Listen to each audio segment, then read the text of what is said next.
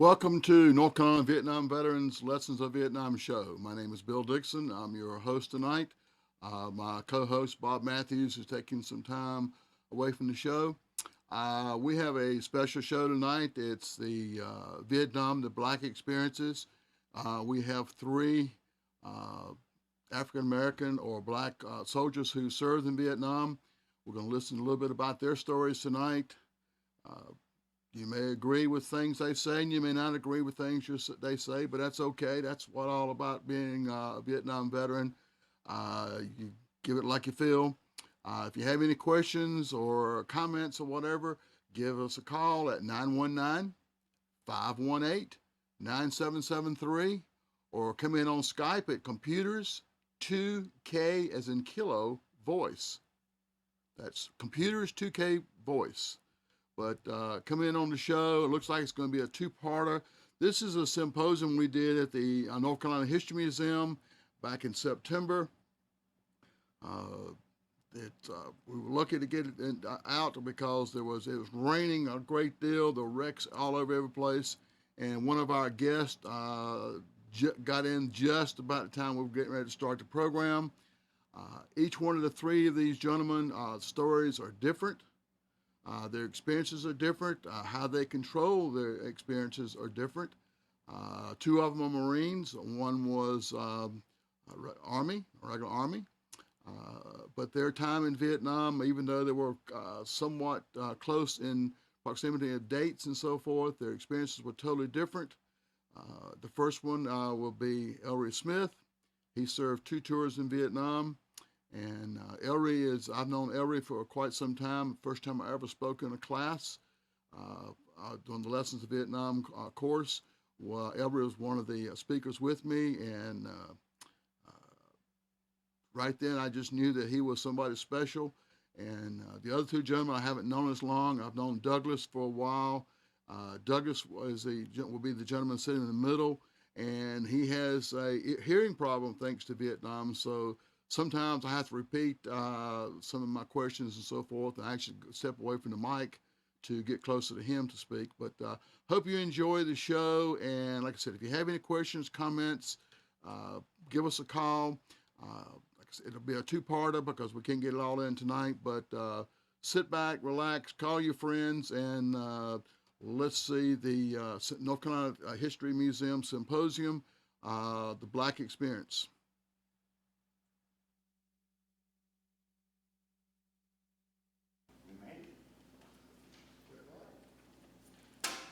Ladies and gentlemen, we're going to get started. Somebody will be coming later. Somebody might decide to come down the road. If you're driving on the belt line, they might decide to turn around and go home. I can't blame them for that out there tonight. Thank you for being with us tonight. I'm excited about this symposium we have tonight, especially with the three gentlemen we have up here who gave up their time tonight to be with us. I've known Ellery Smith for probably 20-some years. In fact, the first time I ever spoke in a high school class, I spoke with him and a Marine in class over in Garner. That's probably been at least, your daughter's all married now and got children. And that one doesn't have children yet. Okay, that's still. But I've known Ellery for a long time. I've known Douglas for a while through the VA over in Durham.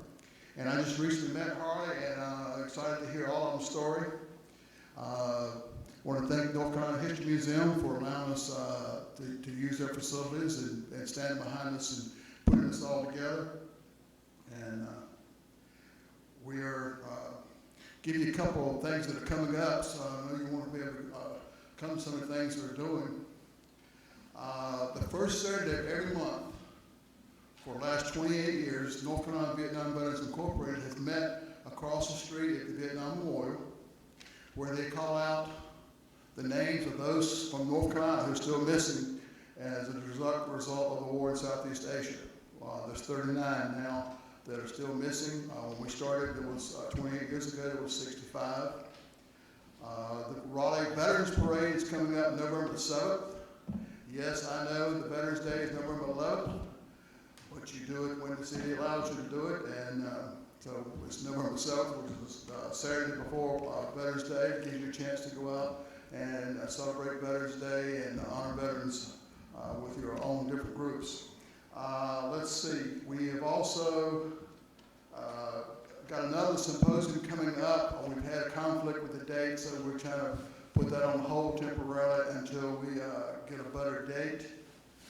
That's going to be Those Who Waited. It's the story of people who are back home here, waiting for people and who were serving in Vietnam. One of the guest panelists of that will be a lady who, her and her fiance decided to wait and not get married until he came home. To this date, I don't think he's still come home. And for many, many years, she carried that torch, and she has been back to Vietnam with some of our group and went to the site where he was killed. And she will be one of our guest panelists when we do it. We'll also have Bill Schuette's wife, who was, he was a POW for 7.5 years. She was very instrumental in getting together and starting the League of Women, I can't think of the name now, I have temporarily. League of Families. Yes, League of Families, thank you. That mystery voice out there in the back. So we're glad to have all of y'all here again. The format's going to be, I'm going to ask each guest a few questions to kind of get them started a little bit, and they're going to tell you their story, how they want to tell it. So they can do whatever they want to during their period of time. I'm going to give each one of them about 20, 25 minutes, and then I'm going to kind of get their attention, let them know that I'm going to give them 5 more minutes after that. When each person has a chance to speak, well, then we're going to turn around and do a question and answer. So if you have some questions, I appreciate it. If you would hold them until the end, we'll have someone with a mic come by and get your questions and so forth or comments. If you were a Vietnam vet and you were, would like us to let us know when you were in Vietnam and whatever you want to tell us also. So that will be after the first part of the thing. I'm going to start out now. Let me go ahead and introduce our folks here. This is Ellery Smith. Post to colors. Thank you, sir. I voice back there again, and I have it right here. I'd like to call on Mr. Joe Harsh, member of Long Island Vietnam Veterans Incorporated. Everybody rise, post to colors.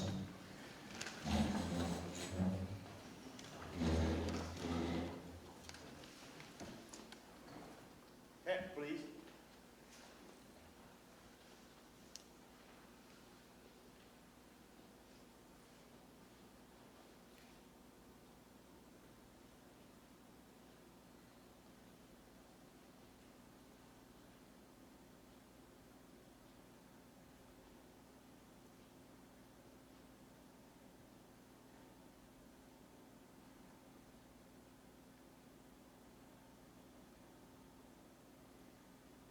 At this time, I'd like to call on Ron Harris, North Carolina Vietnam Veterans Incorporated, to lead us in the pledge. I pledge allegiance to the flag of the United States of America and to the republic for which it stands, one nation, under God, indivisible, with liberty and justice for all. Thank you. Thank you. And we get back on I can't see my notes for the light. So, Ellery Smith was 2 tours in Vietnam. First tour, E5. He was with the Vietnam version of the Red Ball Express. And his second tour, he kind of got volunteered for Special Forces on his second tour. And we're here to tell you about that. Douglas in the middle here, Douglas Day, was the Marines. And I Corps. For those of you who don't know, Vietnam was divided up into different corps or areas. I Corps was the farthest north before you got right at the DMZ, which was mostly a lot of Marines were in I Corps. They were in other corps, but primarily they were up in I Corps. Douglas is going to go with his story. And then we have Harley Battle on the end, Minister Harley Battle. He was in I Corps also. He was in the Marine Corps. He was in a place called Quezon, where they had 77 days of constant bombardment. And that's where Johnson said that he didn't want another blankety blank Dien Bien Phu. And he was worried that the Viet Cong were going to do the same thing to the American soldiers at Quai Son that they did to the French, but he didn't realize the Marines were there. So that's our guest panelist tonight, and I want to start out with Ellery. Ellery, tell me, where are you from, Ellery? Originally from Louisiana, Monroe, Louisiana. Okay. That's where you grew up in Monroe, Louisiana, Yeah. and where did you go? Did you go to college? No, I just joined the military after high school. Right out of high school, okay. What year was that? 1961. 61, okay. About the same age then. Well, let's see, you got out of school, you joined the service, you joined the Army. Why did you join the service? I just decided I wasn't going to school, and I wanted to get out and do something different and see something different. So the military was something that popped in my mind. My brother, I had two brothers in the military at that time. One was in the Air Force and another one in the Army. Where'd you go to basic? I went to basic down at Fort Jackson, South Carolina. Fort Jackson, okay. And you went to AIT, where'd you go there? That was at Fort Washoe, Arizona. I was a radar repairman. A radar repairman. Did you ever repair any radars? Oh yeah. Did you? What? Not at the AIT, did you? Oh yeah. Did you? Okay. Yeah. Okay. Because most people had the MOS when they started, but never got that. So.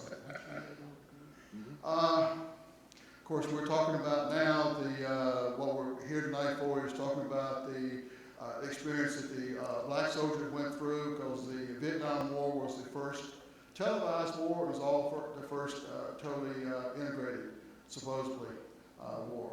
And I'm gonna let you talk when you talk about your story, go in, whatever you want to do on that. How long were you in the military before you ended up in Vietnam? I've been in the military 5 years. 5 years. I went to my first year in Vietnam. All right. Were you married at that time? No. No. Okay. So you were a single guy going to Vietnam. Yeah. Okay. Where did you come in country at? I came in through Camp LBJ there in Long Bend.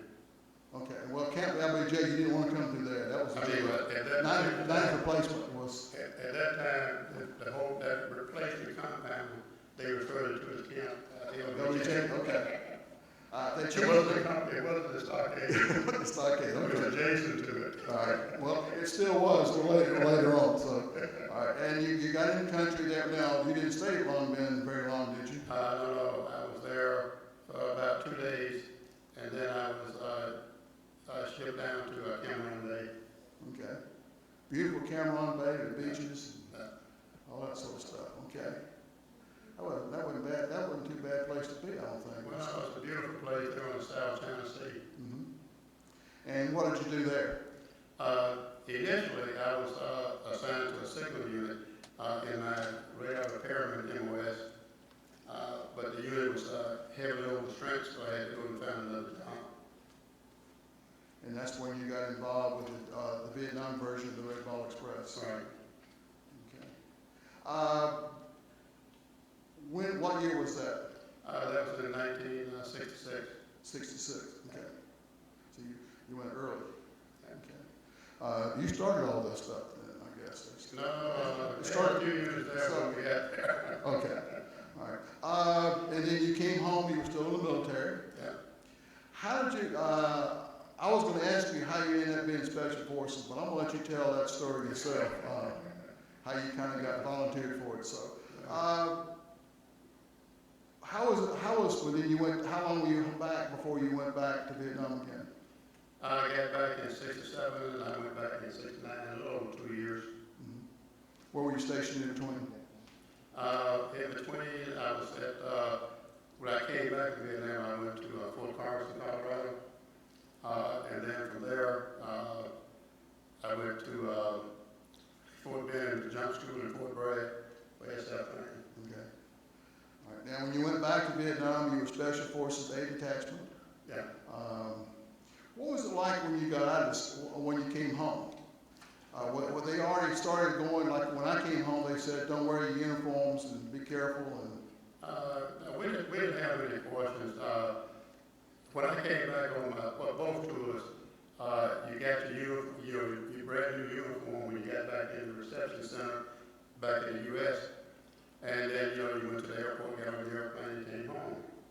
On my first tour, when I returned back to Louisiana, I flew Delta Airlines in my, Spec 5, brand new Class A uniform, and it worked out fine for me because the stewardess, there was a vacancy in first class, and I was sitting in the back of the plane. She came to get me and said, "We got a seat in first class."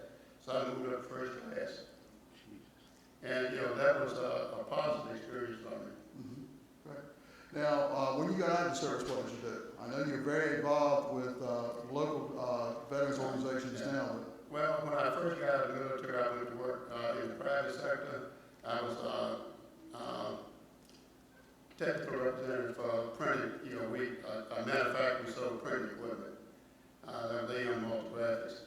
And then when I got rich from there, I went to work for the state.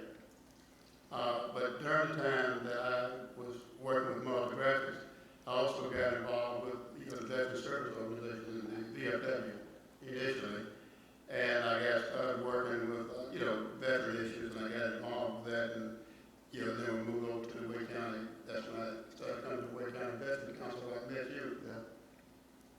All right. I'm gonna turn it over now to you, and if you can talk about what you did on your first tour, and be sure to tell us just how you ended up being in Special Forces and whatever else you want to talk to us about.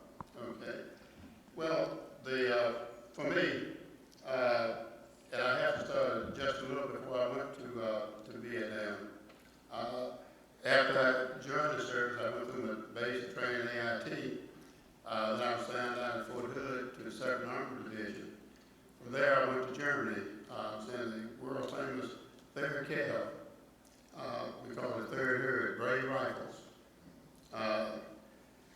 And after I re-enlisted in '64, I went to the 9th KL unit. So, and I mention that because when I got back to the States, I went to Fort Carson. I went to Fort Sill, Oklahoma. As a radar repairman doing research work. And that's where I was placed on labor for Vietnam for my first tour.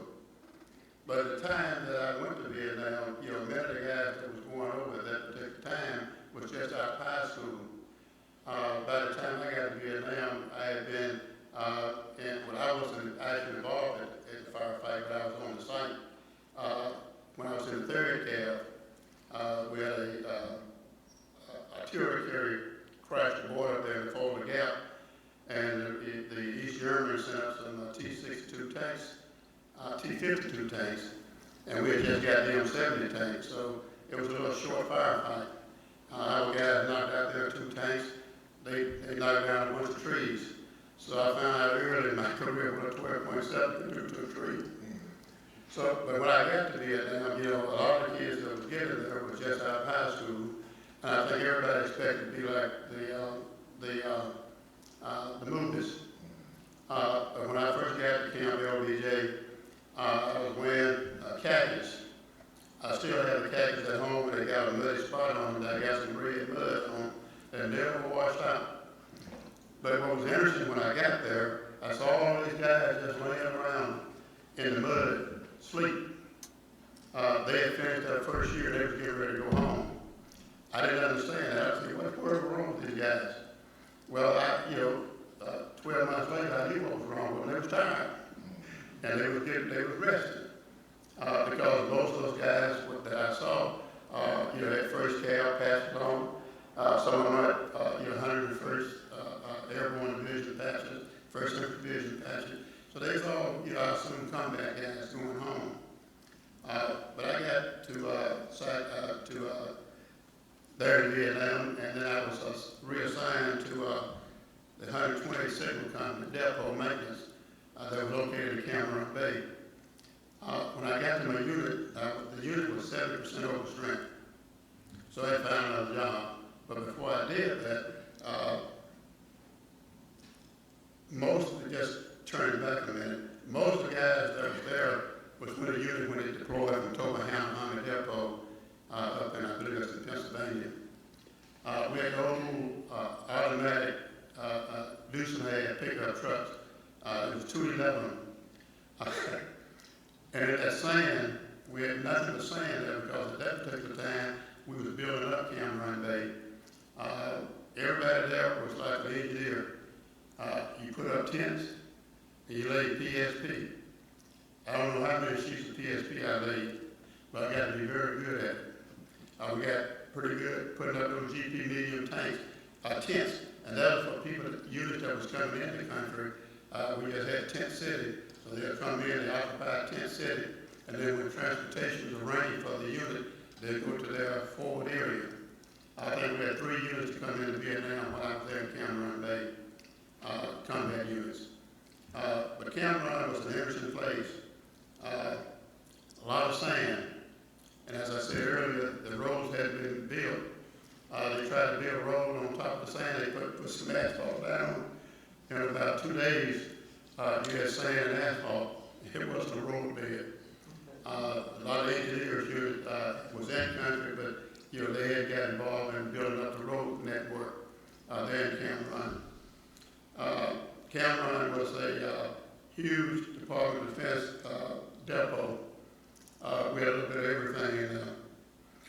We had 2 depots in the country at that time. One was in Cameron and the other was in Quin Yon. Quin Yon was a little bit smaller, but Cameron was the major depot. It was on a deep water port, and sometimes it would be as many as 60 or 70 ships out in the bay waiting to be unloaded. They couldn't unload them fast enough. But I said I was 70% overstrength of my unit. I didn't have a weapon. A lot of us in that unit didn't have a weapon. So the opportunity came, they formed a unit, they called it MRE, Material Readiness Expediter, which turned into an acronym like the Red Ball Express, because all we dealt with was prior to one cargo.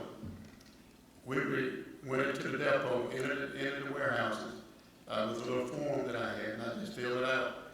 And any items that we needed, we just gave it, pulled it, and then we took it over to the air base at Cameron Bay, and put it on the next C-130, C-7A, or whatever, flying out to get it to the unit that needed it.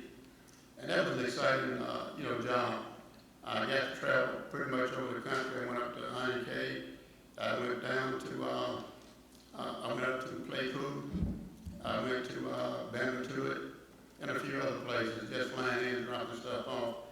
I used to go to Fang Rain pretty much on a weekly basis. That was the base camp for the 1st Brigade, 101st Airborne Division. And, anything that they need, we had, for them, and then I would either, fly it up. In some cases, if it was something small, I'd take it up on a Deuce and a half or a Jeep. It was during that traveling that I got to be friendly with guys at a Special Forces camp over in Dunn 10, which was right across the bay from Cameron Bay. Dunn 10 was also the headquarters for the, I think it was the 15th or 18th Engineer Brigade. And also the 10th Aviation Battalion over there, which had the Hueys, the gunships, as well as the Chinooks. But in dealing with B-51 there at Dunn 10, I secured a carbine and a case of ammunition. So that was my weapon. I had a carbine and a case of ammunition and about 25 or 30 magazines. And I kept that in the Jeep whenever I went out on the road driving to either Fang Rain or to the train. Because I also supported the C4, their S4 there at Group Headquarters in the train that was Special Forces Headquarters.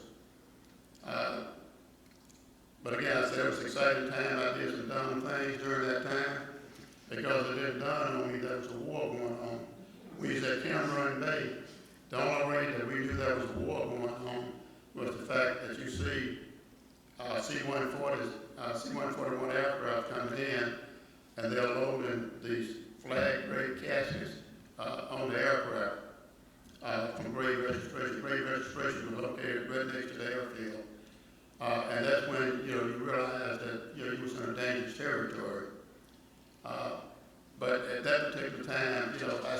thought I was invisible.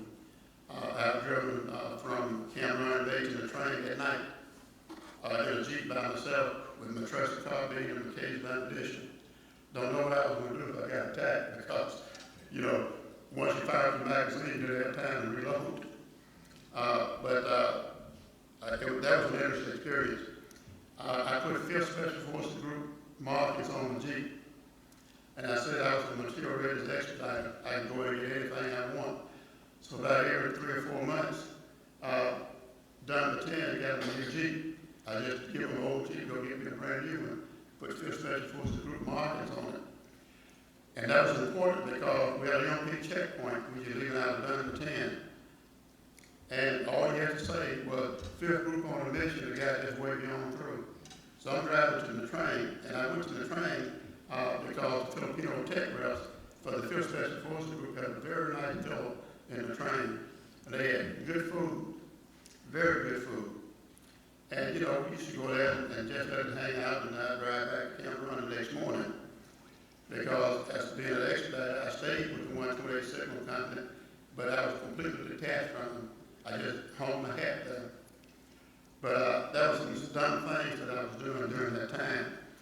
And then one night I was driving to the train, and I saw all these traces going up in this mountain. I wanted to know what was going on. Well, in that area that it was occupied and controlled by the Rock Marines, there was the White Horse Division, they call it. It was the Korean forces. And they do have with quad 50s on them. And they had a convoy that had been fired upon from the mountain, so they just lit it up. And after that, I didn't make any more night trips to the train because, you know, it dawned on me that was a stupid thing that I was doing, you know. But again, you know, just being a young soldier, having a lot of fun. You know, after I finished that tour, and some of the guys I met there, when I was leaving the country, I had told them I was going back to the States, and I was going through jump school, and I was going to join Special Forces. They wanted me to go through jump school in Vietnam, and I said, no, I'm going back and go through the real jump school in Bennett. Well, you know, I had no intention of joining Special Forces. That was just a conversation piece to get out of the country. But when I got back, I went to the 5th Infantry Division down in Fort Carson, Colorado. 5th Infantry Division did very well in Vietnam. But at Fort Carson, it was one of the worst years I was ever assigned to. We had to assimilate trees. We used tent pegs to assimilate trees. That's how barren it was out at Fort Carson. Well, one day I went to the PX, and I saw an old buddy from Vietnam. He was a Special Forces recruiter. His name was, he was a Master Sergeant Adair. And Adair said, hey, Smith, what are you doing here? I thought you were joining Special Forces. I said, well, you know, I thought about it, but, you know, my wife didn't want me to do that. You know, which I lied. I wasn't married at that particular time, but I got married when I got back from Vietnam. So, Adair sent a Twix back to Fort Bragg. And by the way, at that particular time, the 5th Infantry Division was on alert to go to Vietnam. So I was actually on alert to go back to Vietnam anyway, but I was going with the 5th Division. So the next day, I saw him in the PX again, in a little snack bar area. He said, I got something for you. He came over and gave me a message. It had my assignment to a class at Fort Benning, the jump school, and my start date for training down at Fort Bragg. So at that particular time, you know, I was happy to get out of it because the only way you get out of overseas deployment was to get volunteer for either Ranger School or Special Forces. So that allowed me to get out of the 5th Infantry Division, went to Benning, went to jump school, and I went to Bragg and went through Special Forces training. I stayed in Bragg. I got out of training in '68. And in '69, I was on orders to go back to Vietnam with the 5th Special Forces Group. At that particular time, I went into Cameron Bay to the 22nd Replacement Unit. Stayed there for about 5 or 6 hours. Got on a Chinook, on a Huey and flew to the train. training a couple of days, and then I was assigned to D Company, 5th Special Forces Group, A404. Excuse me. A404 was a MAC force element. It grew out of what they call the mobile guerrilla force. And I got assigned to A404 because they had a lot of casualties. So I went in as a replacement for a light weapons leader. A404 was an experience, and I was able to call up on a lot of things that I had learned when I was back in the CAV, the 3rd CAV in Germany, to survive. But it shocked me when the team sergeant was telling me when I was replacing a guy that just got killed. That's bad news. But my MAC force element, I was very proud of my service with it. I had some very good troops. My troops was made up of Cambodians and Chinese noms, which were both minority population there in Vietnam. Very good troops. We had a lot of fun, and we had we had some very good operations. The one thing that I always remember on my first operation, I went to a camp. I got to be very familiar with Vinh Dai, which is a Vietnamese Special Forces camp located about 1,500 meters from the Cambodian border along the Vinh Tay Canal. And you can talk to some brown water Navy guys, and they can tell you some stories about the Vinh Tay Canal. It was a very famous canal for a lot of different reasons. But I took my troops on our first deployment after we went to a little training session there. And first night there, I had guys to reinforce the fighting positions and ammunition bombing. And boy, they was cursing me out, no matter. At that particular time, I didn't know what it meant, but my interpreter told me what they was calling me. They didn't like it. And I was so surprised when I got there. We've been going to Vinh Dai for about 4 years at that particular time. But they were just along the Vinh Tay Canal, no fighting positions. Well, that same night, I guess VC decided to welcome me to Vinh Dai.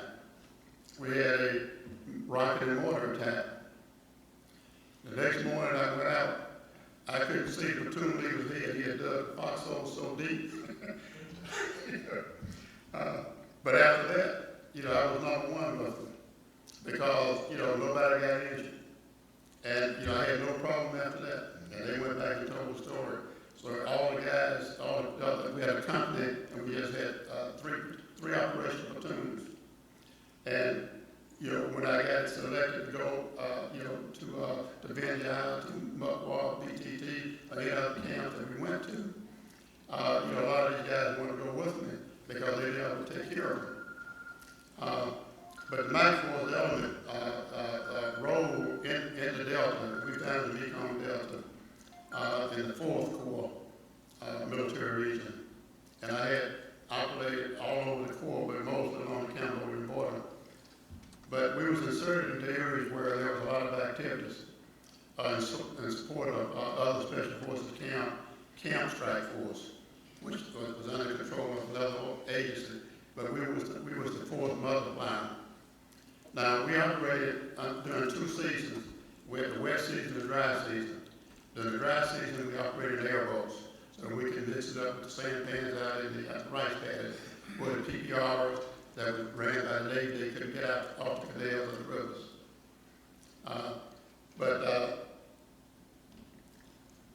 Yes, it was an exciting time, but I saw the flag, I lost my things wrong. Well, let me ask you something.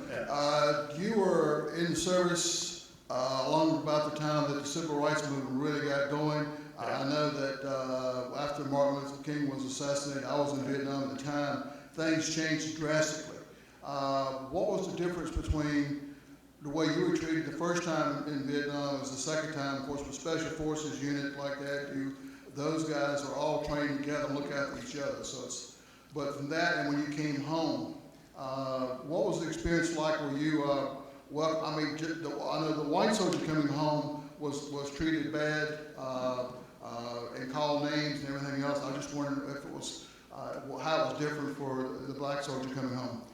Well, I was at Fort Carson when Martin Luther King was assassinated, and we went through riot control training. When I got back into the country, we really didn't have, I didn't see anything that the truth was sort of maltreated or anything, because number one, I only had 12 Americans on the team. But I used to go into Canto, and I would almost say Canto was semi-segregated. But it wasn't by race, it was by music. If you like country and western music, they had bars that cater to that. If you like soul music, they had bars that cater to that. And then you had some bars where they mixed it up. And that was the separating thing. When I operated at Venture, I was operating with the Navy. They had the Brownwater Navy PDRs. I worked closely with River Division 532. It was the same thing. You had some boats they played country western music on. You had some boats they played soul music on. But everybody listened, and a lot of guys had earphones, or headsets, they could put them on. But I wasn't treated any different. And when I came back home, I didn't get into an experience where, folks was calling names. The one thing I will say, funny story, when I returned my second tour, we came into the replacement unit at Fort Lewis, Washington. And we were leaving Fort Lewis to go to Tecumseh Airport. And, that was the first time I saw a guy, we saw a guy wearing a ponytail. And we was in a terminal, and about 6 or 7 of us special forces guys, they tried to keep us together and get us out of there because they realized if we stayed in a replacement depot too long, it was going to be trouble. So this guy said, I forget who it was, now I think it was Seabray, said, hey, look at that guy with that long hair. And these were 2 big, rascal, muscle guys. They turned around and looked at us, and the guys took off and started running through the terminal. Here we are now with a brand new Class A uniform with your green beret on. And I never forget that. Yeah. But I never had nobody call me no nasty names, as some folks here did. Because we left from the military community, and we came back to the military community. Yeah, I think that made a big difference, because I came back and was still in the military for a while. Yeah. All right. Doug, I'm going to get Douglas to give his chance now. Douglas is, I tease him sometimes for being a Marine, but I tell you what, it takes a special man to be a Marine. They've been looking for 200 years now for a few good men. I don't know why they just can go over to the Army and find some. Yeah, right. But I tease him all the time, and he gives me these nasty looks and so forth. And I don't understand why. Sometimes if you ask me later, I'll explain to you why the Marines were in Vietnam 13 months instead of 12 like the Army. But Douglas Day was in the Marines. And let's see, you were in the 4th Marine Division, right? Before we get started. Okay. I have a souvenir from Vietnam. It affects me all the time. I don't hear that word sometimes. That's right, you have a bad, yeah, okay. I got one of them. All right. So. All right. So you were in the Marine Corps, and you were with the 4th Marine Division. No, 3rd Marine Division. 3rd Marine Division. Okay, Harley was the 4th. Okay, I knew it was one more. You were the 4th? No, I was in 3rd. You were the 3rd. Yeah. Okay. Both of you were Marines. How did you end up in the Marines? Did you join or did you get drafted? Yeah, I joined. You joined the Army? Okay. I joined the Marines. Where are you from when you joined? Where was I from? Yeah. I was from Richmond. Okay, Rougemont, North Carolina. Okay. I know most people don't have no idea where Richmond is. It's a little place between Durham and Roxbury. Yeah. That's too much. All right. You joined the Marines, and where did you go through basic? Paris out. Paris out. Okay. Was it as bad as they said it was? Excuse me? Was it a bad place as they said it was? Every bit of it. And then a little more. All right. So you want one of those Hollywood Marines then? You want a Hollywood Marine? Oh, no. That's one of the biggest jokes in the Marine Corps. You know, some guys is Hollywood Marines, some is, we call it traditional Marines, Paris out. All right. Now, what kind of homework, when you were growing up, did you end up, did you come running out of high school? Would you join the Marines right out of high school? Yeah. See, where I come from, it wasn't like it is today. You know, kids will come out of high school and live around the house and parents buy them a car. Well, I didn't come out of a family like that.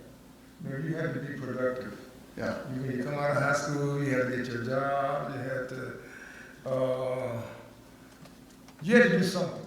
Yeah. You just couldn't live around the house and eat and, you know, so back those days, jobs was pretty hard to find. Were you from a farm family or? A farm family. Farm family. So it was plenty of work then if you were from farm family, on the farm. Oh, see, that's the whole problem. I was tired of that.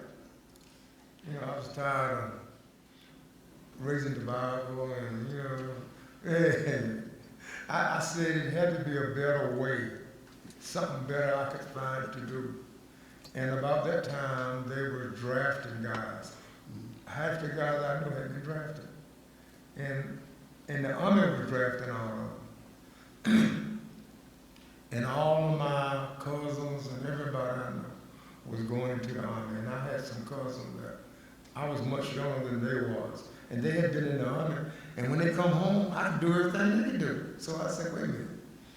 I got to find me something I feel like is a step up. And then somebody told me, Marine, man. I said, Marine. you know. And then I started looking around, and I had never seen a Marine of color. I think by the time I went in, I ran into one of color. And then I used to watch those movies, you know, like Guadalcanal, Iwo Jima, you know. And see, the first place when I went in the Marine Corps, I didn't go in the Marine Corps to go to Vietnam. I went in the Marine Corps to be in the Marine Corps band. And that's why I tell people today, you can't put a lot of emphasis on what your recruiter tells you. I think we all know that. Listen, I've been waiting 47 years for my ticket to Germany because he told me I could go to Germany. Haven't been there yet. So. And when I went through Paris, I auditioned at Camp Lejeune. See, the Marine Corps band, they call it the President's Only. Well, my thing was I wanted to play with the President's Only. And Dick Gunn beside told me how good a trumpet player I was, and everything. But about that time, he pulled out my records, and he said, I see where you did exceptional well on all your testers, and see, I shot expert in Paris Island with the 45 and the M14, and I could read a compass before I went in service. And he told me, he said, man, I tell you what's going to happen. Back then, they didn't call it Vietnam, they called it Westpac. And he said, when you get back from Westpac, you got a place in the Marine Corps band. You know, I said, this is not what I joined up for. You know, I didn't join up to go to Westpac, then come back in the band. Well, that's the way it happened. And yeah, that's the way it happened. When did you arrive in Vietnam? September 66. 66, okay. With the 3rd Marine Division, where were you stationed? When I got there, I was attached to 1st Battalion, 4th Marines, Bravo Company. They was part of the 3rd Marine Division. Mm-hmm. And at that time, they was stationed on the DMZ. They was on an operation called Prairie, Operation Prairie. And the DMZ is in our corps. And our corps is as far north as you can get. Yes. without going into North Vietnam? Been there, I know, yes. Yeah, yeah, okay. Yeah. So you know what it is, love Yeah. there. And not much up there with rice paddies and jungle, so. No, well, they really didn't have, they had a lot of hills.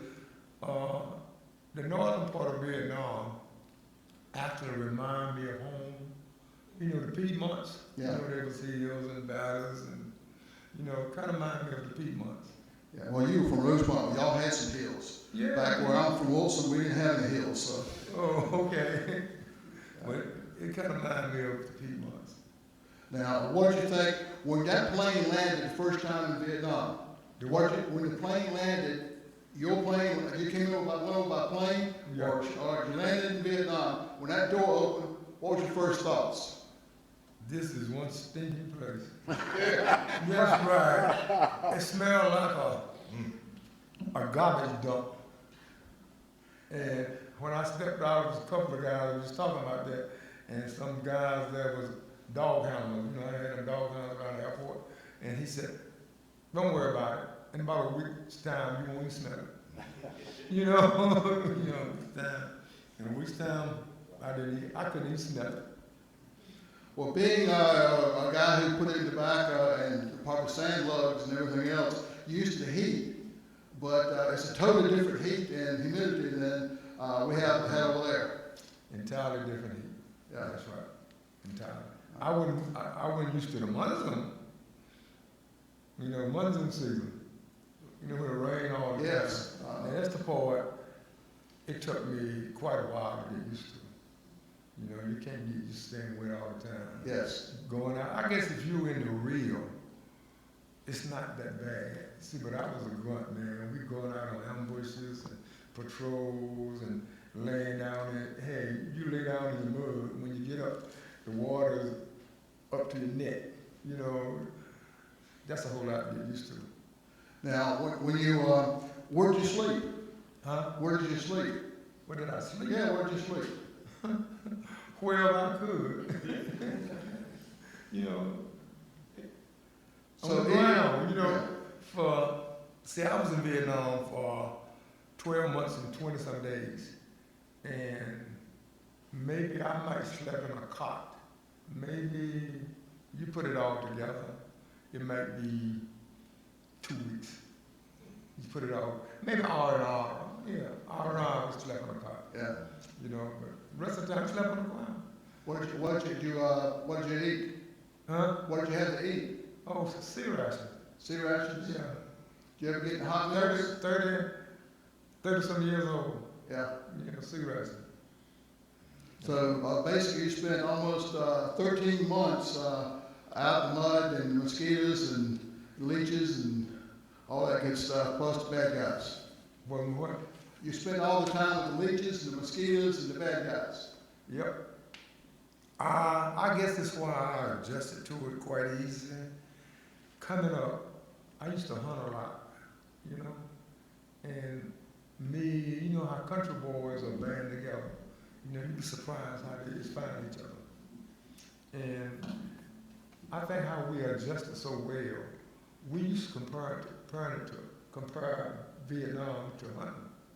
You know, but the only thing about it, the rabbits and the deers and the whatever we were hunting, but they had guns. You know, that's the only difference. You know, they had guns. You know? But this is how we managed to cope. All right, now, when you joined the Marines, there was only one man of color in the Marines. When you got over to Vietnam, was there a lot of you together? That was what? Men of color when you were in Vietnam. Oh well, my unit was, I would say, out of Bravo Company. Maybe when you put the guys of color together, and I'm talking about the black guys, the Puerto Ricans, the Native Americans, put it all them together, we almost was close to 50%. Put all those together.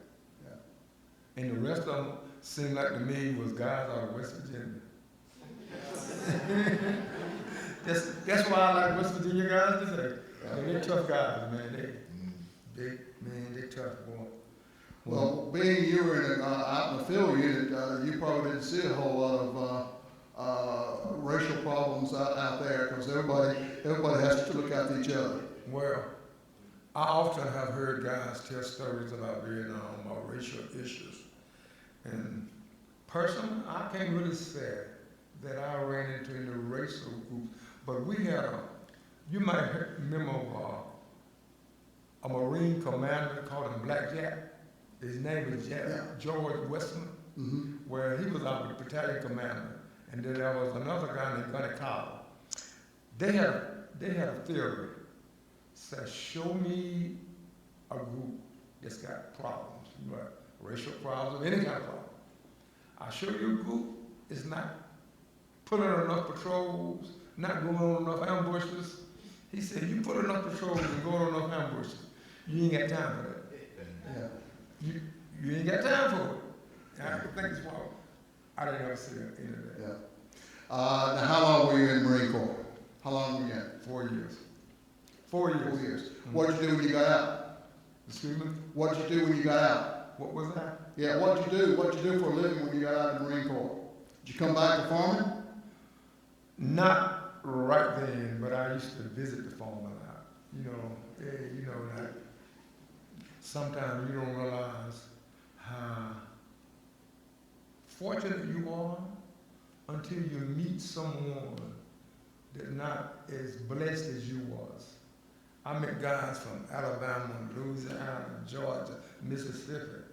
Man, they used to tell me horror stories about being a sharecropper. And see, I was never a sharecropper. And see, I didn't know anything about that. And I used to tell them, when I get back to we used to call it the world. Yes. When we get back to the world, I'm going right back to that farm. But I told my mother that I never return to it. Because it wasn't so bad. It really is never as bad as I thought it was. Yeah. Now, how much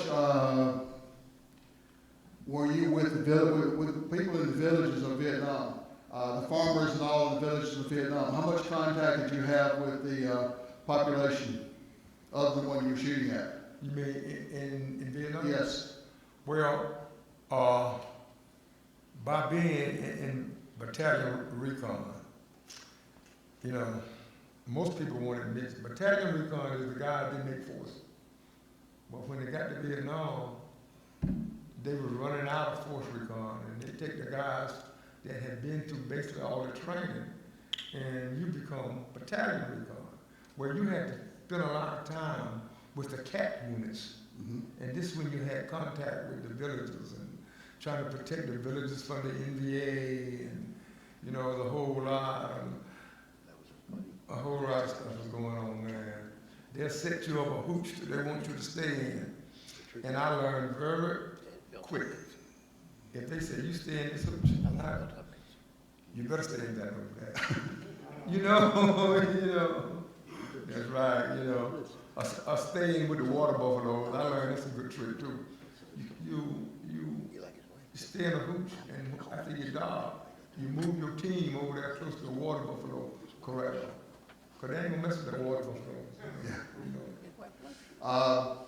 You're very involved in veteran stuff and so forth in Durham. Tell us a little bit about what all the things that you're doing, you're involved with over in Durham. I didn't quite understand. You're involved in a lot of things today in Durham related to veterans and so forth. You're on a couple of boards, I believe. Yes. What are you doing over in Durham now?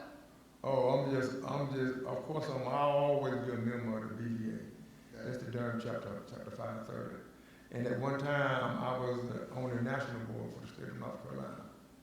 And then, and there was a time I would go around and do classes as a guest speaker at high schools, and I did a couple at North Carolina State, and Wake Tech, Because this is the part that, for some reason, they left out of history books. They left Vietnam out of them. I don't know why, because maybe the country was embarrassed. I don't know why, but some reason they left them out of the history books. Yeah. And you were something with on the minority board or something now? Oh, I forgot about that. I was on the minority board once too. And that's a terrible board to be on. Now, tell us about that one. Well, when you're at the state council meeting, everyone will agree with you, all the chapter presidents and the secretaries and the treasurers, and everybody will work with you. But when the meeting's over, they give you a contact. Then you call that contact. They'll hang up on you. Then you'll be surprised. I'm telling you that. And in some chapters in the BVA that doesn't have very few guys of color in it. And they don't want them in it. They feel like that. Feel like it's theirs. It's theirs. Yeah. And that's why a lot of guys of color, I've talked to them, they won't get involved. Yeah. Well, we've had that same problem with NCBI trying to get men of color to come and join. But it seems to be a lot of the men in color don't want anything to do with Vietnam or Vietnam groups. Because it's hard to get, we've got a few. Elrius one, Bob sitting out there, men of color that are in our organization, but it seems to be hard to recruit men of color. It's like they went on with their lives and forgot all about Vietnam, which is impossible to do. See, I have found out over the years, I have a habit of going around. I haven't missed many national conventions, wherever it is, that's every year I go. Mm-hmm. And I got to know a lot of guys. I have found out that there was a lot of racial problems in Vietnam. I just didn't experience it. I know some guys that, he said he was wounded in Vietnam. He was in the army. And this corpsman, no, they don't call them corpsmen, they call them medics. Yeah. This medic came up to him and looked at him and saw he was of color. And they said, shut in them another dead end. Said, another wounded end. He went over there for this white guy was there. And I said, he didn't supposed to do that. No, that was entirely wrong. In so many ways. Huh? In so many ways that was entirely I know medics and I know corpsmen. And it's one thing I can say that, there's always a bad apple in every bushel, But I have never ran into a corpsman in Vietnam. And I have bumped into a mess of them. The color of your skin didn't mean nothing. Didn't mean a thing. But some guys have some terrible expressions behind it. Yeah. But I personally can't say I had it. Well, being that you were in Vietnam fairly early on in Vietnam, I don't think most of the problems didn't come out until the 70s. As it says there in the program, after Martin Luther King was assassinated, he was always for nonviolence. But after that, the louder, more violent people came in and started taking over the movement, and that, of course, reflected to the men who were going to Vietnam because they'd gone through it back in the. Well, sometimes I feel like that.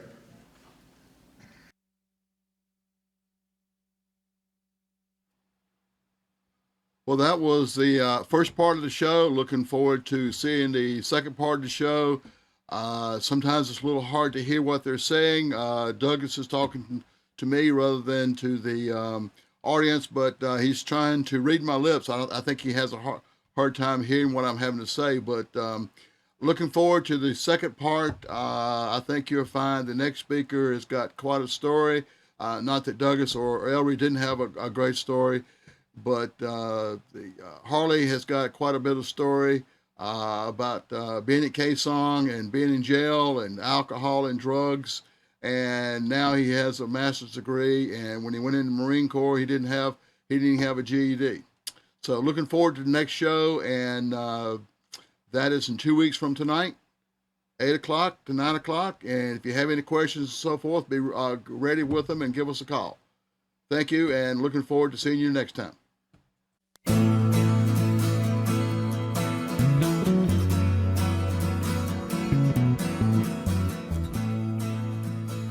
tuned to the Nissan Communications Network.